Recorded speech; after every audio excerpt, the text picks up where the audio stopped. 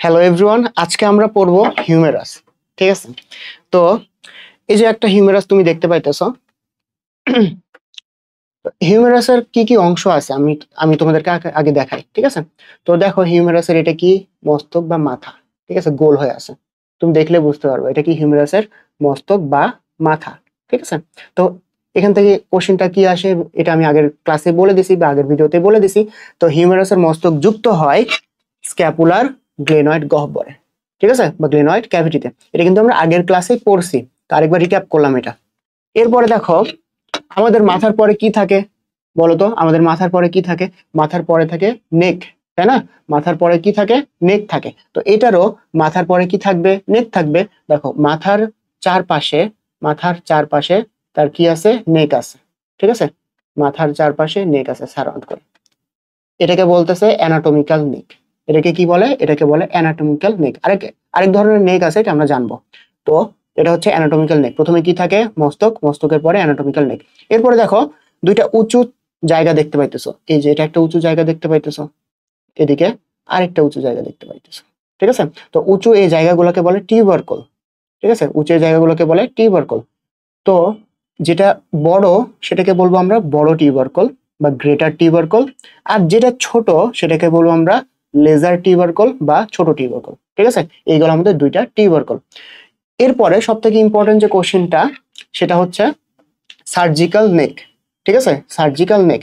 এই যে দুইটা টিউবারকলের ঠিক নিচে আমরা যদি হাত দিয়ে ভাবে ধরি তাহলে আমরা যেটা পাবো সার্জিক্যাল নেক পাবো আমরা। ঠিক আছে, তো সার্জিক্যাল নেক কেন নামকরণ করা হলো? কারণ যখন যে কোনো অ্যাক্সিডেন্ট হইলে বা তুমি যদি হাতের ভরে পড়ে যাও, তাহলে তোমার যদি হিউমেরাসে আঘাতপ্রাপ্ত হয়, সব থেকে উইক পয়েন্ট হচ্ছে এই সার্জিক্যাল নেক। এই জায়গাতে ক্ষতিগ্রস্ত হবে, হিউমেরাসটা এই জায়গাতে ভাঙতে পারে। ঠিক আছে, তো এই পয়েন্টটা হচ্ছে ভঙ্গুর একটা পয়েন্ট। ঠিক আছে, তো এই জন্য এটাকে কি বলা হচ্ছে? সার্জিক্যাল নেক। কারণ এটা কি হয়? ফ্র্যাকচার হয়। ঠিক আছে, অ্যাক্সিডেন্টের কারণে ফ্র্যাকচার হয়ে ক্ষতিগ্রস্ত হয়, এরপরে কি করতে হয়? সেখানে সার্জারি করতে হয়। ঠিক আছে, এই জন্য এর নাম কি? সার্জিক্যাল নেক। তো এরপরে আসো, এটা হচ্ছে শ্যাফট। লম্বা যে অংশটা এটাকে বলতেছে আমরা শ্যাফট। শ্যাফটের পরে আমরা নিম্ন প্রান্তে চলে আসি। নিম্ন প্রান্তে কি কি আছে আমরা দেখি। তো নিম্ন প্রান্তে এটাকে বলা হচ্ছে কন্ডাইল। ঠিক আছে, কন্ডাইল, কন্ডাইল। তো এই পাশেও একটা কন্ডাইল আছে, এই পাশেও একটা কন্ডাইল আছে, যদিও কম্পারেটিভলি এই পাশেরটা অনেক ছোট। ঠিক আছে, এটা হচ্ছে কন্ডাইল। কন্ডাইলের সব থেকে চূড়ার যে জায়গাটা এটাকে বলা হচ্ছে এপিকন্ডাইল। ঠিক আছে, কন্ডাইলের সব থেকে চূড়ার জায়গা এটাকে বলা হচ্ছে এপিকন্ডাইল। সেম টু সেম এই সাইডেও কি আছে? এপিকন্ডাইল আছে, তাই না? এরপরে আসো, দুইটা দেখো, এই দুইটা অংশ দেখতে পাইতেছো, তাই না? এটাকে কি বলে? এটাকে বলা হচ্ছে ট্রক্লিয়া। ঠিক আছে, এটাকে কি বলে? এটাকে বলে ট্রক্লিয়া। কেন এটার নাম ট্রক্লিয়া দিল? কারণ এ কি করে? আলনার ট্রক্লিয়ার নচের সাথে যুক্ত থাকে। এটা হচ্ছে আলনার ট্রক্লিয়ার নচ। ঠিক আছে, এটা কি?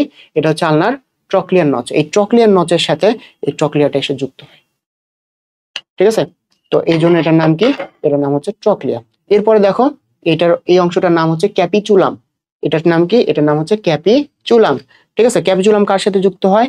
এই রেডিয়াসের হেড যেটা আছে, রেডিয়াসের হেড। ঠিক আছে, রেডিয়াসের হেড এসে এখানে যুক্ত হইতেছে ক্যাপিচুলাম। দেখছো?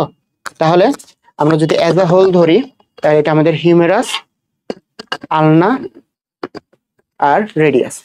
ঠিক আছে, যদি আমি একসাথে ধরতে কষ্ট হইতেছে বা ঠিক মতন ধরা হয় নাই নিচের অংশটা, বাট উপরের অংশটা তোমরা বুঝতে পারবা। ঠিক আছে, উপরের অংশটা এই যে দেখো, এখানে ট্রক্লিয়ার নচের মধ্যে ট্রক্লিয়ার ঢুকে আছে এবং এখানে ক্যাপিচুলামটা রেডিয়াসের সাথে যুক্ত আছে।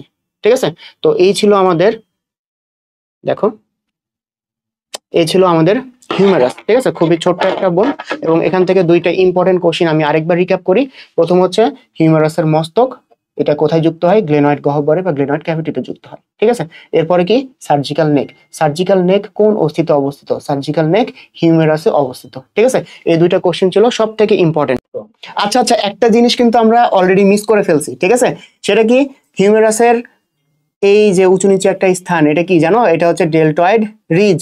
ডেল্টয়েড রিজ যখন শব্দটা বললাম তখনই তোমাদের মাথায় অ্যাটাক করছে, ভাই এটা তো শোনা শোনা লাগতেছে, তাই না? তো এবারে মেডিকেল ভর্তি পরীক্ষায় কিন্তু এটা আসছিল যে ডেল্টয়েড রিজ কোন অস্তিত্বে অবস্থিত। দেখো কোথায় এটা অবস্থিত? হিউমেরাসে অবস্থিত। তাহলে কি আর ভুল হবে? কখনোই ভুল হবে না। দেখো এটা কি? হিউমেরাস। তো হিউমেরাসে কি অবস্থিত? ডেল্টয়েড রিজ অবস্থিত। তো এখন তোমরা কি জানো ডেল্টয়েড রিজকে কেন ডেল্টয়েড রিজ বলা হইতেছে? কারণ এখানে আমাদের যে মাসেল, ডেলটয়েড মাসেল, এই যে দেখো এখানে গোল ডিমের মতন যে মাসেল আছে, এটাকে বলা হচ্ছে ডেলটয়েড মাসেল। এই ডেলটয়েড মাসেলের সমাপ্তি ঘটে ডেলটয়েড রিজে, ঠিক আছে? এই জন্য কিন্তু ডেলটয়েড রিজকে ডেলটয়েড রিজ বলা হচ্ছে। এবং ডেলটয়েড মাসেল সম্বন্ধে একটা ইম্পর্টেন্ট কোশ্চেন বলে দিই, সেটা কি, ডেলটয়েড মাসেলে কি দেওয়া হয়? ডেলটয়েড মাসেলে টিকা দেওয়া হয়, ঠিক আছে? নিচের অংশে, ডেলটয়েড মাসেলের নিচের অংশে এখানে টিকা দেওয়া হয়, ঠিক আছে? ছোট বাচ্চা থাকাকালে তোমারও কিন্তু টিকা দেওয়া হয়েছে, ঠিক আছে? তো এই ছিল আমাদের হিউমারাস নিয়ে যত সব তথ্য। সবাইকে ধন্যবাদ।